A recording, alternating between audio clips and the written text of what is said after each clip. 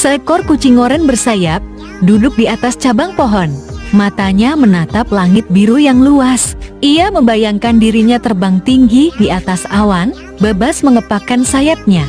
Ia terbang melewati hutan yang hijau, laut yang luas, dan gunung-gunung yang menjulang tinggi. Ia bertemu dengan sekelompok burung yang berwarna-warni, dan mereka terbang bersama. Tiba-tiba, ia melihat badai yang sangat besar mendekat. Burung-burung membantunya terbang menjauh dari badai. Kucing oranye terbangun, ternyata itu hanya mimpi. Kucing oranye tersenyum bahagia, menyadari betapa indahnya mimpi itu. Jangan lupa subscribe ya. Terima kasih sudah menonton guys. Sampai bertemu lagi.